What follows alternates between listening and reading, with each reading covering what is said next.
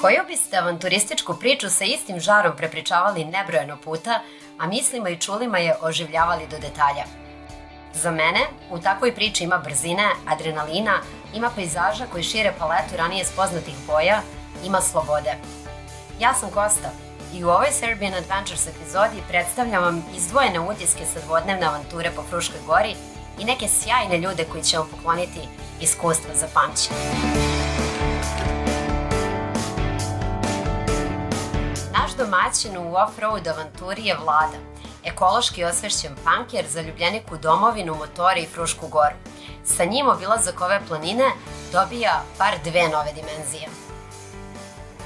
Ovo nije umetnička instalacija, iako tako izgleda. Nalazimo se u pećini Beli Majdan, čiji su zidovi sačinjeni od taloga iz Panonskog mora, a svedoče i o postojanju vulkanske aktivnosti na ovim prostorima. Popeli smo se do Vidikovca sa kog se pogled pruža ka Sremskoj ravnici, reci Savi i Vrdničkoj kuli koju kasnije obilazimo. Još zanimljivija mi je poseta Fruškogorskoj lugarnici, imanju sa srećnim i slobodnim konjima gde su turisti uvek dobrodošli. Kad upeče zvezda, dobro dođe malo vetra uz Dunav i hladno aromatično vino i šijački asortimane.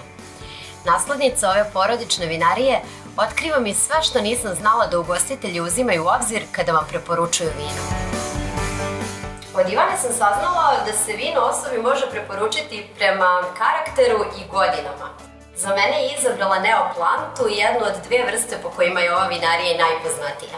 Osim ukusom, mene su ove boce oduševile i etiketama. Naime, na Neoplanti vide se ruke pripadnika 5. generacije ove porodice, a seduša koja se jedino ovdje i proizvodi nosi lik Ivanine bake. Poznato je da meze ide ruku pod ruku sa vinom, ali ovako nepogrešivoj selekcije sireva nisam se nadala. Kravlji sir sa uljem iz košlice grožđa, hladno ceđeni, zatim sir sa susamom, sir sa crvenom paprikom. Ako mislite da ste obilaskom vinarije i manastira završili sa upoznavanjem Fruške gore, varate se.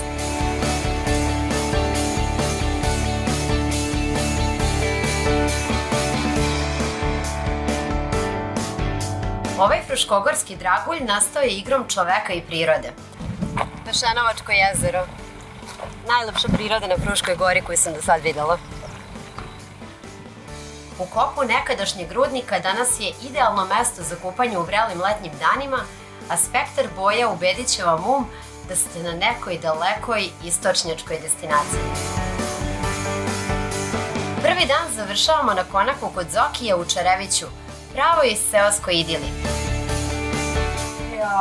Ide avanturistinja malo i da spava pa se vidimo ujutru. Dogovore. Ajde. Lako noć. Ćao vas. Najprijatnija temperatura za spavanje i čist vazduh odmorit će vas za novi dan avantura, a umesto alarma iz kreveta vas ujutru mami sunce i petao Blagoje.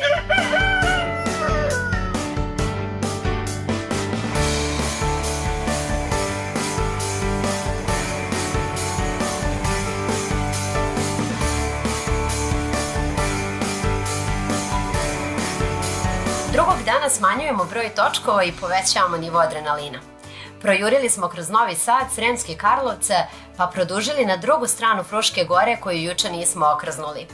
Iako sam prvi put uzjahala ovakvog zmaja, ubrzo mi je postalo jasno zašto zaljubljenici u motore o njima govore sa takvom strašću.